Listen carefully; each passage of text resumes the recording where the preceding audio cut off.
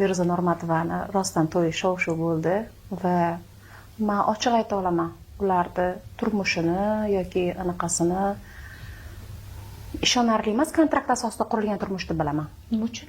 Ko'rinib turibdi, balki mashina, balki uy hisobiga deymizmi, rozi bo'lingandir. Endi ochiqlanadigan bo'lsa, lekin baxtli oila ko'rinishadi. Baxtli oiladek ko'rinadi, lekin hammani ham aldab bo'lmaydi-da. Aldanadigan odamlar bor bu narsaga, lekin siz hozir mana Feruza Normatova psixologlarga tosh otgani uchun siz u yoqqa otyapsizmi yoki o'zingiz? Yo'q, men haqiqatda ko'rganim uchun fikrimni bildirib o'tyapman. Qanday haqiqatni ko'rdingiz, misol uchun? Nima so'zlardanmi, gaplardanmi, so'zlardanmi? Xo'p, anaqa bo'lsa, rostdan oilaparvar erkak bo'lsa, javobgarlik olgan erkak bo'lsa, undan oldingi ikkita ayolni javobgarligini olmagan erkak, o'zini bolasini javobgarligini olmagan erkak. Xo'p, bu nimaga to'yga yoki Feruzaga shunday odam Feruzani yaxshi ko'rgani uchun uylangan deb o'ylaysizmi? Balki sevgi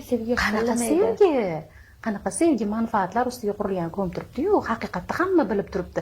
Shunchaki kimdir shunday shart aytmayapti. Kommentariyasini o'qisam 95% negativ Feruzada. Va Feruza shuni hisobiga moslashib ketganmi, bilmayman, umuman psixologlarni nimaga tanqid qilishni ham tushunmayman.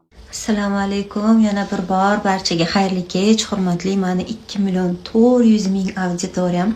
Avvalambor bir narsani bilinglar, men sizlar bilan haqiqatdan faxrlanaman. Buncha insonni yig'ish, buncha insonni mehrini qozonish, ularni e'tiborida bo'lishni Alloh menga nasib qilganiga avvalambor shukr. Oson bo'lmagan, bilasizlar. Necha yildan beri ko'zinglarni oldidaman-da, necha yildan beri qanaqa mehnatlar bilan, qanaqa joylardan, qanaqa holatlardan chiqib kelganimni butun xalq deyarli ko'rganda. Bilasizlar, atrofda qancha insonlar bor, men qizlar yozishyapti, esingdami? Kvartiralarda yashaganlarimiz bir-birimizni chochlarimizni begudila qilib deyishyapti-da. Men nima deydi? Avvalambor Robbimdan juda ham minnatdorman va bu insonlar bilan men faxrlanaman. Har doim faxrlanaman. Hammaga kattakon rahmat, shunchalik vaqtinglarni ayamasdan menga yaxshi, chiroyli fikrlar yozyapsizlar.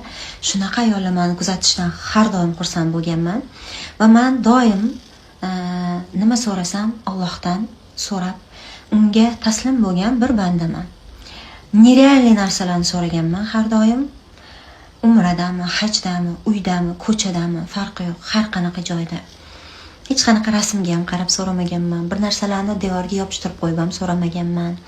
Shunchaki so'raganman va Alloh meni orzularimni ro'yobini berganida uni o'zim hali hazm qilib, uni go'zalligini bir shukrini ado etishga hali ulgurmasimdan odamlar yolg'onchiga chiqarishyapti bizani. Ey Allohim, men hayronman. Shunchaki Ramazonni hurmati, iltimos, meni boshqalarni bir oyga xatab tinch qo'yib turinglar. Yashaylik. Hayotimizda yashaylik, hammamiz o'zimizni yaxshi bo'lib ketadi.